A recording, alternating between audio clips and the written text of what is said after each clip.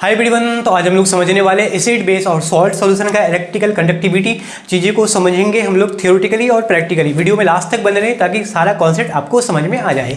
देखिए बेसिक क्या होता है, बेसिक फंडा ये होता है कि जितने भी एसिड और बेस सॉल्यूशन होता है, मतलब पानी का सॉल्यूशन होता है, वो इलेक्ट्रिसिटी कंडक्ट करता है। इसका मेन कारण क्या हो सकता है, तो यहाँ लिखा हुआ when dissolve in water release H+ ion. अगर एसिड को डिजॉल्व करते हैं पानी में तो H+ आयन रिलीज करता है, और बेस को डिजॉल्व करते हैं तो OH- रिलीज करता है।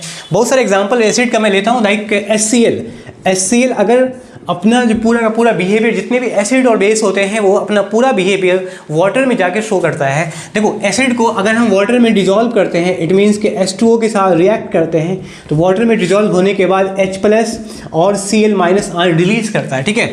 और दूसरा एसिड लेते हैं सल्फ्यूरिक एसिड H2SO4। अगर भी इसको भी वाटर में डिजॉल्व किया जाए तो यहाँ बनेगा आपका 2H+ और SO4 2- आयन बनेगा।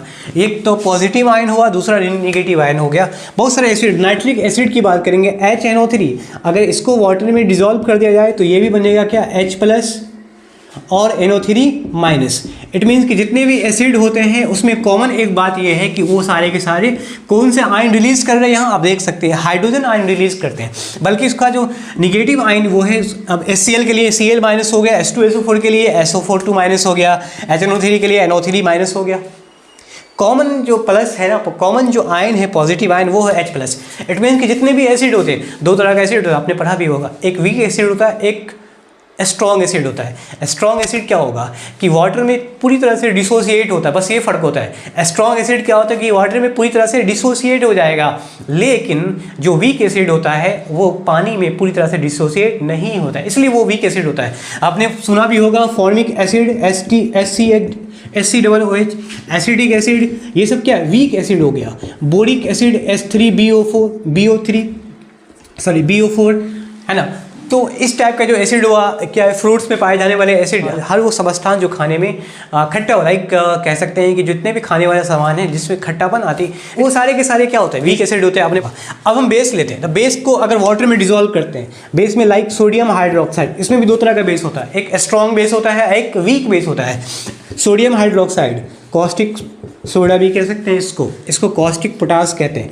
अगर इसको वाटर में डिजॉल्व कर दिया जाए तो इसमें एक कॉमन पॉइंट ये है कि सोडियम Na+ बनेगा और OH- बनेगा, पोटासियम प्लस बनेगा और OH- बनेगा।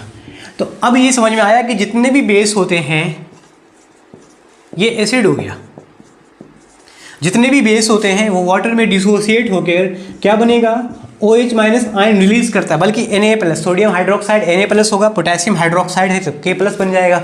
मतलब कॉमन क्या है उसमें, OH-, तो यहाँ साफ साफ लिखा हुआ है when dissolve in water they release OH- ion, when dissolve in water acid release H+ ion, ठीक है। ये सारे आयन्स जनरेट करते हैं। अब हम सॉल्ट की बात करते हैं, तो सॉल्ट में अगर मैं NaCl लेते हैं, सोडियम क्लोराइड, ये सॉल्ट हो गया, ठीक है। अगर इसको वाटर में डिजॉल्व कर दिया जाए तब क्या होगा, Na+ बनेगा और Cl- बनेगा। इसमें दो तरह का आयन, वैसे सभी में दो तरह का आयन है, इसमें Na+ और Cl- आयन। एक्चुअल में वाटर सॉल्यूशन के अंदर में क्या होता है, ये आयन जनरेट होता है, ये आयन अलग अलग रिलीज होते हैं, टूट जाते हैं। ये काम करता है as a charge carrier. These ions are charge species and so acts as a charge carrier. ये सारे के सारे आयन जो है ना वो चार्ज कैरियर बन जाएंगे। अदर वर्ड्स में हम कह सकते हैं conductivity of the solution is due to movement of these ion. जो कंडक्टिविटी होता है पानी के अंदर में, लाइक मैं सॉल्यूशन के बारे में समझाता हूँ, ठीक है। प्रैक्टिकली आप चीज़ों को देखोगे, पहले मैं थ्योरेटिकली समझा देता हूँ। देखो क्या है कि जितने भी एसिड है या बेस है या सॉल्ट है, वो सारे के सारे क्या करते हैं, आयन जनरेट करते हैं। ये चार्ज कैरियर का काम करेगा। अब मैं आपको डायग्राम में समझाता हूँ, ठीक है। यहाँ देख सकते हैं कि यह सॉल्यूशन तैयार, एक बीकर है, बीकर के अंदर में दो अलग अलग कील दिया गया, लोहे का कील दिया गया, ठीक है।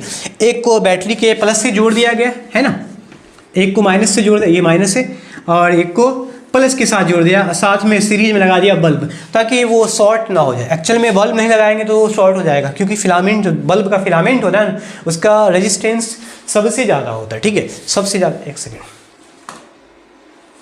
उसका रेजिस्टेंस ज़्यादा होता है, क्यों, क्योंकि वो तार लंबे होते हैं, जल्दी वो गलता नहीं है। अगर नहीं लगा देंगे शॉर्ट हो जाएगा, इसलिए बल्ब को सीरीज में लगा देते हैं। तो अब क्या होता है कि इसको माइनस के साथ जोड़ दिया, ऑब्वियसली ये कह सकते हैं एनोड, सॉरी कैथोड होगा। इसको प्लस के साथ जोड़ दिया, ये ऑब्वियसली ये क्या हो गया, एनोड हो गया। अब जैसे ही किसी एसिड को, बेस को, अगर ये सॉल्ट को अगर डिज़ोल्व करते हैं पानी के अंदर में, दो तरह का आयंस जनरेट होता है, ठीक है। जैसे आप समझेंगे,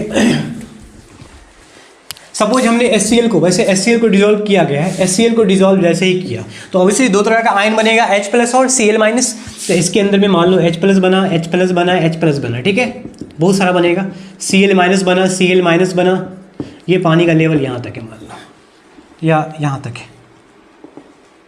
Cl- बना, Cl- बना और Cl- बना। तो दो तरह के आयंस होते हैं। देखिए ये भी होता है कि एसिड H+ आयन रिलीज करता है, वो H+ आयन पानी के मॉलिक्यूल के साथ रिएक्ट कर लेता है। बेस में ऐसा नहीं होता, बेस अकेला होगा, लेकिन H+ आयन जो होगा एसिड का, ठीक है, एसिड का जो H+ आयन होगा वो पानी के अंदर में H2O मॉलिक्यूल के साथ रिएक्ट कर लेगा। तो नया प्रोडक्ट क्या बने, देखो H+ आयन अगर H2O के साथ रिएक्ट करता है तो H3O+ बनता है। इसको हम लोग बोलते हैं हाइड्रोनियम आयन, ठीक है, हाइड्रोनियम आयन बोलते हैं। ये पानी के मॉलिक्यूल से रिएक्ट कर लेता है। एक्चुअल में ये होता है कि H+ नहीं होता है, बल्कि H3O+ बन जाएगा ये। अगर बेस मिलाएंगे तो फिर आपका Na+ OH- होगा। अगर ये बेस होगा तो सॉल्ट मिलाते हैं तो Na+ Cl- होगा। पानी के साथ वो रिएक्ट जल्दी से नहीं करता है बेस, ठीक है। तो लेकिन डिसोसिएट होता है, डिसोसिएट सब होगा। H+ जो होगा एसिड का, वो पानी के मॉलिक्यूल के साथ रिएक्ट करके H3O+ हाइड्रोनियम आयन बनाएगा। तो यहाँ पे चार्ज कैरियर जो होगा, एक positive charge carrier H3O+ hydronium ion होगा, ठीक है। और दूसरा जो HCl मिलाया है तो Cl- उसका क्या होगा, निगेटिव आयन होगा। ये जो आयन्स है वो अपोजिट पोल्स पे जाएगा। अगर ये कैथोड है तो ऑब्वियसली जो इसमें हाइड्रोनियम आयन है वो कैथोड पर आएगा, क्लोरीन आयन है वो एनोड पे जाएगा। ये चार्ज कैरियर का काम करता है, जिसकी वजह से करंट फ्लो होने में मदद करता है।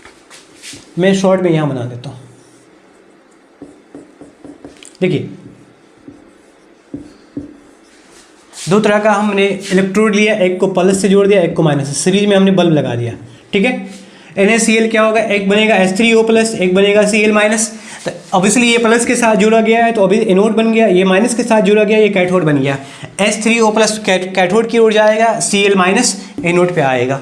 इस तरह से वो दोनों आयंस क्या होते हैं, फ्लो करते हैं पानी के अंदर में, वो चार्ज करेगा, काम करेगा, जिसकी वजह से इलेक्ट्रिसिटी बल्ब जल जाएगा। सॉल्ट को मिलाएंगे तो ये सारे के सारे चार्ज कैरियर काम करता है। आप चाहे तो प्रैक्टिकली देख सकते हैं। हमारे पास 3 गिलास है जिसमें पानी भरा हुआ है। सबसे पहले इन तीनों का कंडक्टिविटी चेक करते हैं, इसमें करंट है, चेक कर सकते हैं। देखिए अब तीनों की कंडक्टिविटी चेक करते हैं, इसमें चेक करते हैं, इसमें भी करंट फ्लो नहीं हो रहा है, इसका मतलब तीनों प्योर वाटर है। अब हम क्या करेंगे, एसिड बेस एंड सॉल्ट को मिलाते हैं तीनों में। ये सल्फ्यूरिक एसिड है, ये सोडियम क्लोराइड है। वैसे मेरे पास सोडियम हाइड्रोक्साइड बेस तो नहीं है, लेकिन मैं सल्फ एक्सेल यूज़ कर रहा हूँ बेस के फॉर्म में। देखिए ये एसिडिक है, ये सॉल्ट सॉल्यूशन है और ये बेसिक है। अब कंडक्टिविटी चेक करते हैं तीनों से होकर, ये इलेक्ट्रिसिटी कंडक्ट कर रही है। अब हम चेक करते हैं सोडियम क्लोराइड सॉल्यूशन में, अब चेक करें सल्फ्यूरिक एसिड सॉल्यूशन में। इसका मेन कारण है ये तीनों सॉल्यूशन वाटर में डिसॉल्व होकर आयन रिलीज करते हैं। आज का कॉन्सेप्ट आपको समझ में आया होगा। अगर समझ में आए तो वीडियो को लाइक कर दे, चैनल पे नए हो चैनल को सब्सक्राइब कर दे, ताकि इस तरह से और भी इन्फॉर्मेटिव वीडियोस जितने भी होंगे साइंस से रिलेटेड, प्रैक्टिकली और थ्योरेटिकली लाता हूँ, आप चीज़ें को उसको समझते रहेंगे। Thank you so much.